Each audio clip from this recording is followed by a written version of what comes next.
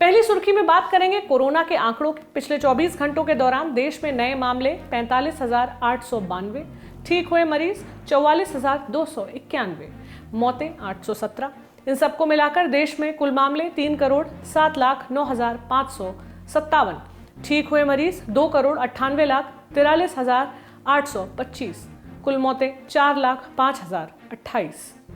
पूरी दुनिया में कोरोना वायरस से होने वाली मौतों का आंकड़ा 40 लाख के पार पहुंच गया है, जबकि कुल संक्रमितों की संख्या 18.5 करोड़ पहुंच चुकी है। दूसरी सुर्खी सुप्रीम कोर्ट से है। सुप्रीम कोर्ट ने आज कहा कि दिल्ली विधानसभा की शांति एवं सौहार्द समिति के पास पूरा अधिकार है कि वो फेसबुक के अधिकारियों को किसी मसले पर समन कर सके। दरअसल फरवरी 2020 में दिल्ली में हुई हिंसा के मामले में दिल्ली विधानसभा की शांति एवं सौहार्द समिति की ओर से फेसबुक के अधिकारियों को समन भेजा गया था, जिसके खिलाफ फेसबुक ने याचिका दायर की थी। आज सुप्रीम कोर्ट ने समन को रद्द करने से इनकार कर दिया। सुप्रीम कोर्ट ने अपना फैसला सुनाते हुए कहा कि सोशल मीडिया के पास बड़ी संख्या में लोगों को प्रभावित करने की ताकत है। समाज का बड़ा तबका किसी मैसेज को वेरीफाई करने की स्थिति में नहीं होता है। सुप्रीम कोर्ट ने कहा कि याचिकाकर्ता की ओर से की गई अपील काफी प्रीमेच्योर है, क्योंकि अभी समन के अलावा कोई एक्शन नहीं लिया गया है। साथ ही कोर्ट ने यह भी कहा कि विधानसभा कमेटी कोई जांच शुरू नहीं कर सकती है। अगर कमेटी अपने अधिकारों से हटकर कोई आदेश देती है तो फेसबुक के अधिकारी किसी भी पेशी से इनकार कर सकते हैं। तीसरी सुर्खी भी सोशल मीडिया से ही जुड़ी हुई है। ट्विटर और भारत सरकार के बीच जारी तनातनी के बीच आज दिल्ली हाई कोर्ट ने कहा कि ट्विटर को अंतरिम संरक्षण नहीं दिया गया है, यानी अगर ट्विटर की ओर से नियमों का उल्लंघन किया जाता है तो केंद्र सरकार कार्रवाई कर सकती है। ट्विटर ने आज कोर्ट को जानकारी दी कि कंपनी द्वारा भारत में ऑफिस स्थापित करने की प्रक्रिया जारी है। इसी दफ्तर में भारत के नए आईटी नियमों के तहत सभी काम किए जाएंगे। ट्विटर ने कहा कि नए आईटी नियमों के अंतर्गत पहली कंप्लायंस रिपोर्ट 11 जुलाई को जमा कर दी जाएगी। इसके अलावा ट्विटर ने 8 हफ्ते के भीतर मुख्य अनुपालन अधिकारी की नियुक्ति करने की भी बात कही। ट्विटर ने कहा कि इस पद के लिए जॉब पोस्ट निकाली गई है। लगातार इसके लिए एप्लीकेशंस भी आ रही हैं। मामले की अगली सुनवाई 28 जुलाई को होगी। दरअसल 25 फरवरी को केंद्र सरकार ने नए आईटी नियमों की घोषणा की थी। इसे लागू करने के लिए 3 महीने का समय भी दिया गया था। इन नियमों के तहत सोशल मीडिया कंपनियों को भारत में एक नोडल अधिकारी, शिकायत अधिकारी और अनुपालन अधिकारी की नियुक्ति करने को कहा गया था। इन्हीं नियमों को लेकर ट्विटर और सरकार के बीच खींचतान चल रही थी। एक चौंकाने वाली सुर्खी बनाई केयर्न एनर्जी मामले ने। ब्रिटेन की केयर्न एनर्जी फ्रांस की अदालत के आदेश के बाद वहां स्थित भारत सरकार की तकरीबन 20 संपत्तियों को जब्त करने जा रही है। ये रेट्रोस्पेक्टिव टैक्स का मामला है, माने किसी नए कानून को अतीत में लागू करना। केन एनर्जी पेट्रोलियम उत्पाद की दुनिया में एक बड़ा नाम है।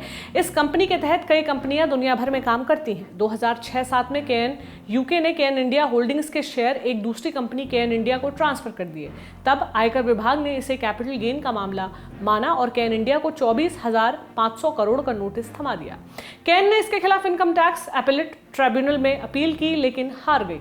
फिलहाल मामला दिल्ली उच्च न्यायालय में लंबित है। 2011 में केन इंडिया अपना लगभग सारा कारोबार वेदांता को बेचकर भारत से चली गई। तब आयकर विभाग ने 10% कारोबार की बिक्री पर रोक लगा दी थी, क्योंकि कैपिटल गेन का मामला लंबित था।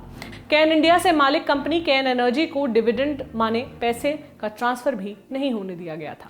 ये मामला जब हैग की परमानेंट कोर्ट ऑफ आर्बिट्रेशन में गया तो वहां की कंपनी की जीत हुई। आदेश में कहा गया कि भारत सरकार को केन को तकरीबन 8,000 करोड़ देने होंगे। तो जिस मामले में भारत सरकार 24,500 करोड़ जमाना चाहती थी, वहां 8,000 करोड़ का नुकसान हो गया।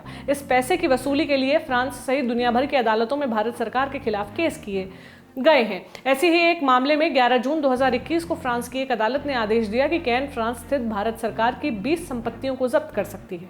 इसी आदेश से जुड़ी कानूनी प्रक्रियाएं 7 जुलाई को पूरी हो गई हैं। इस मामले में अब भारत सरकार का पक्ष भी आया है। वित्त मंत्रालय ने कहा है कि ऐसा अभी कोई नोटिस नहीं मिला है। हम तथ्यों, खबरों को जांच रहे हैं। अगर इस तरह का आदेश मिलता है तो भारत के हितों की रक्षा के लिए जरूरी कदम उठाए जाएंगे। अगली सुर्खी हिमाचल प्रदेश से है। हिमाचल के पूर्व मुख्यमंत्री और वरिष्ठ कांग्रेस नेता वीरभद्र सिंह का निधन हो गया। वो 87 साल के थे। लंबी बीमारी के बाद उन्होंने आज शिमला में आखिरी सांस ली। 5 दशक तक हिमाचल प्रदेश की राजनीति पर छाए रहने वाले वीरभद्र सिंह को प्यार से राजा साहब कहा जाता था। वो शिमला में पड़ने वाले बुशहर के राज परिवार से थे। कांग्रेस की राजनीति की और सफल राजनीतिक करियर बनाया। वो 6 बार सूबे के मुख्यमंत्री रहे, कुल 30 साल, 9 बार विधायकी जीते और 5 बार सांसदी। केंद्र में पर्यटन, नागरिक उड्डयन और इस्पात जैसे मंत्रालयों को संभाला। उनके निधन के बाद हिमाचल प्रदेश में 3 दिन के राजकीय शोक की घोषणा हुई है।